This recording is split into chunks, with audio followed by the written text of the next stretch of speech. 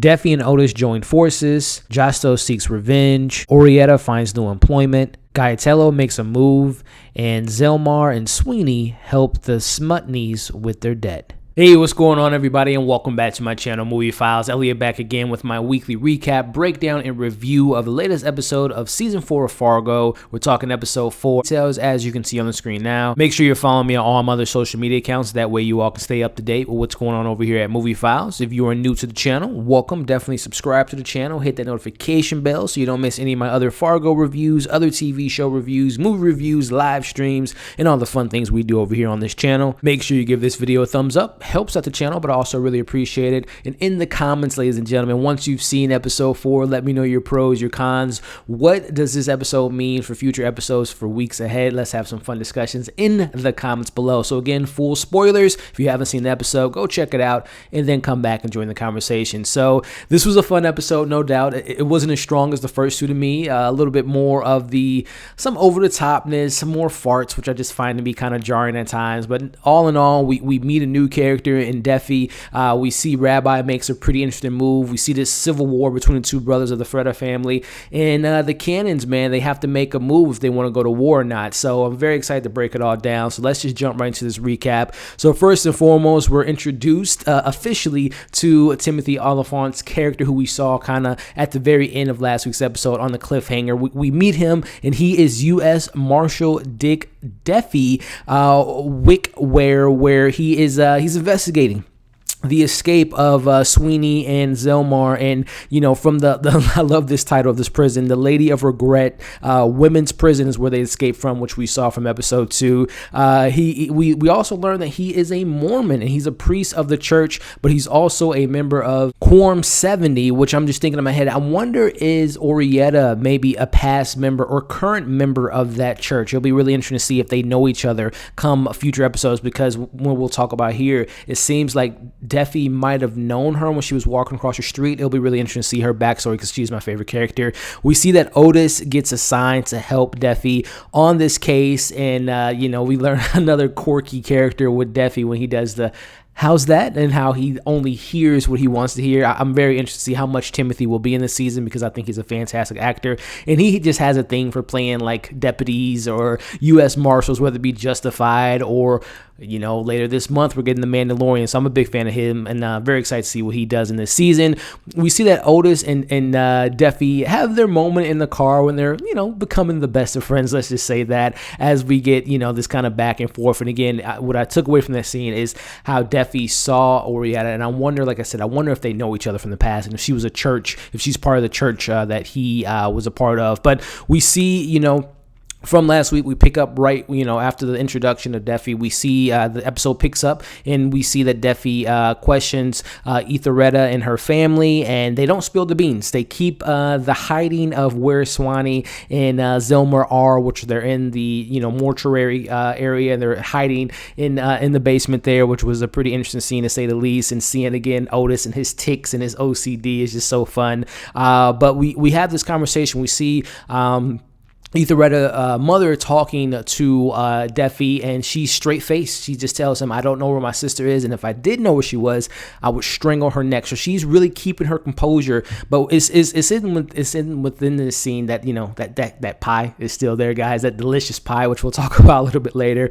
But it's in this scene that we see her mother really kind of being taken back. Again, this is the 1950s, and she has a bunch of white police officers in her house with guns, so that definitely took her back a minute. But you see the composure that she has. And she's a really fascinating character, to say the least, and I hope that she has a really good arc within this season, and seeing her protect her family and her sister and things of that nature. But I love how she was taken back for a moment, but then she just took a minute and went back into how she's going to protect her family. So I'm really liking Orietta's mother, and I'm really excited to see what she does in future episodes. But as we kind of move forward, we see this incredible monologue by Dr. Senator, who is, again, top 3 character of the show for me personally. And I just love this conversation he has with one of the Italian kind of henchmen, where he's talking about respecting the deal in regarding to the slaughterhouse, which we know is a big thing between the Freda family and the Cannons. And I just love this, because, again, that was probably my favorite scene in the entire episode, because, again, he just has so much confidence in what he says. And you get a little bit of backstory of him,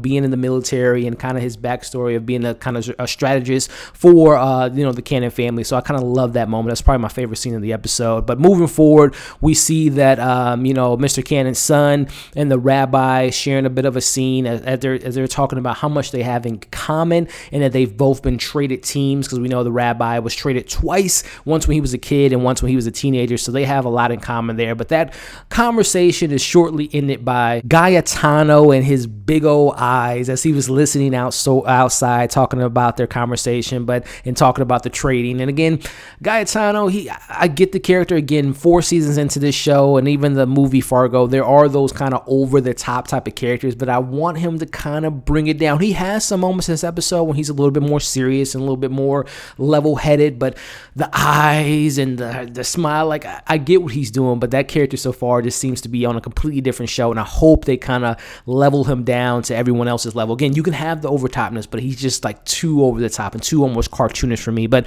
as I digress, we see Josto comes in, and another character that I haven't been completely on board with. I like Jason Schwartzman as an actor. I haven't felt him in this show yet. He's another character that doesn't seem, he's not over top or cartoonish, but he doesn't seem to fit into this world. It makes sense. He's in this position of being the head of the family, the boss per se, and he's still kind of getting used to being, that type of guy.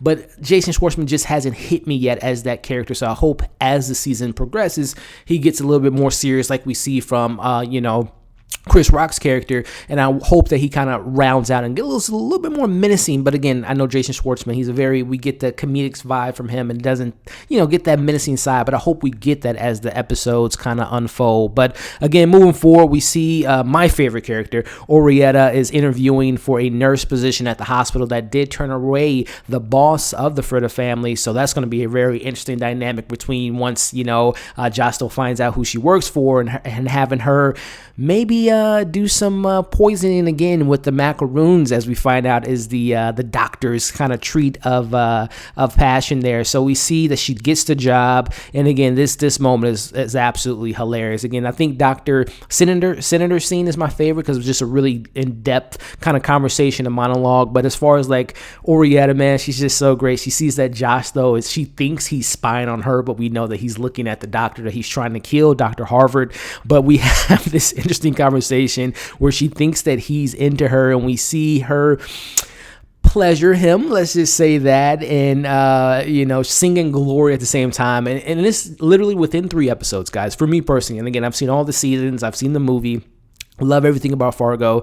She's already in my Hall of Fame of favorite characters of this entire universe, whether it be movies or shows. She's just that fantastic to me, and I just love her and love her character. And I think, again, Jessie Buckley, as I mentioned last week, is one of my favorite actresses off of just one project, which I saw her in this year, and she is just so fantastic in this role, and I just hope that they just keep on going. She has the best moments. But as we kind of move forward, love seeing, how Lloyd Cannon runs his business and how opposite it is compared to Josto, right? But I love, this is the moments where I feel like Chris Rock he embraces the character more when he's being that more kind of boss-like figure, and I think he's really kind of, captivating that and really conveying him being a boss. So I kind of like that moment there. And again, seeing the juxtaposition of how Jason Schwartzman leads or lacks of leadership in his new position. So I kind of like that parallel storyline that we get there.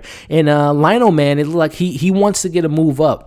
And Lionel, at first I'm like, can we trust him or not? But as we see later in the episode, he is someone we can trust. But it'll be interesting to keep an eye on that Lionel character as he's given the duties to kind of keep eye on the oldest son of the Cannons. We move forward. We get Guyatano gives orders to put a hit out on someone high up in the Cannon family. And again, we're seeing Guyatano, again, being over the top at the bar, talking to the 2 henchmen. And again, those eyes that he does and the way he talks, it's just like, bring it down a level, man. But again, the biggest thing in this scene is that Guyatano is going behind his brother's back, right? He doesn't respect his brother as the boss. So there's obviously going to be some tension there and probably a civil war within the family.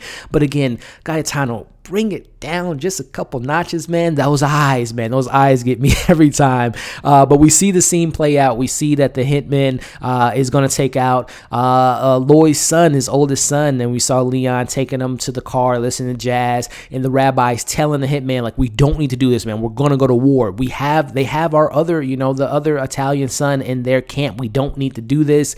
The guy doesn't listen to him. He has Rabbi do the hit. And we see Rabbi points the gun at the car, and he doesn't do it though, which is great, but it kind of sets the mood of like they can think that Rabbi is the one that made the hit. But I like the conversation that Dr. Sinister mentions at the end, which we'll talk about. But man, the brothers, man, they're going to clash heads, man, and I wonder how much civil war we're going to get between those two. But I like that, Rabbi did step in, but I hope that doesn't put him in a position where they don't, well, I think they're not going to trust him, especially when they find out what happens. But I hope that Rabbi tells Josto what happened, and we're really going down for he can approach his brother. So we'll see how all that plays out. That delicious pie finally gets eaten, and of course it gets eaten by Swanee. We see that she eats the pie, and she goes off. Her and Zelmar go off to be outlaws. They want to do a hit on the Cannon family, which we see play out. We see that they go to their order of their operations. We see Swanee again. I mentioned the whole fart. The fart stuff to me is not that funny. I find it to be very childish when they add that in. I get the comedic relief there, but it was just like, this is too over the top. She's farting and barfing all over the place. But either way, before they are distracted by her barfing and pooping, they do get around, I believe, $20,000 in that hit. And I believe they kill 3 people as well. So they are just making a name for themselves. We got, Deafy looking for them, and now we're going to have the Cannon family maybe figuring out who those 2 outlaws were. So as we kind of move forward, we end the episode with Lloyd finding out from his son that there was a hit put on him. And we see that there's some tension within the Cannon family.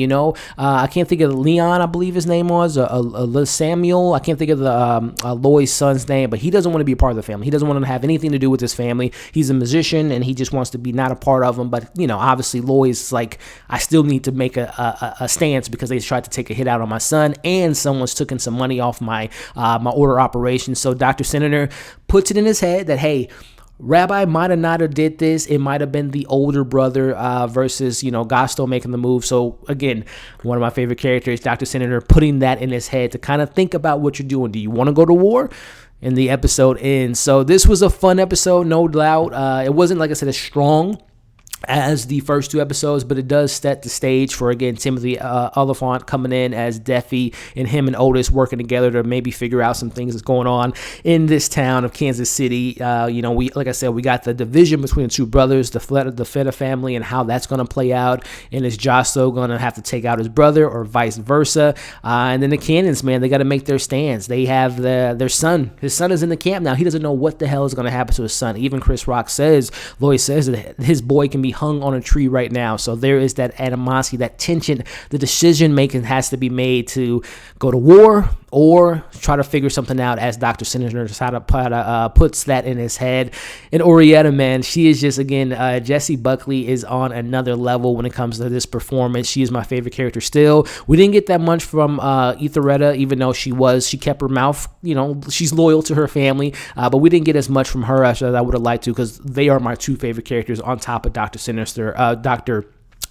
So overall, solid episode. Some flaws in the moments, the fart jokes, the Gustavo being over the top and all that. But overall, I think this was a really good setup episode for hopefully a really good 5th episode, or 4th episode, I should say, coming next week. So in the comments, guys, let me know your pros, your cons. Let me know some of your favorite moments in this episode, some of your least favorite moments in the episode, and what you hope to see in next week's episode number 4. So as always, make sure to like, share, comment your thoughts below. Subscribe to the channel if you haven't already. Hit that bell so you don't miss any of my other reviews for this show, Fargo, my other TV show coverage, movie reviews, live streams, and all the fun things we do on this very channel. Hope you all are having a great day, and we'll see you in the next video.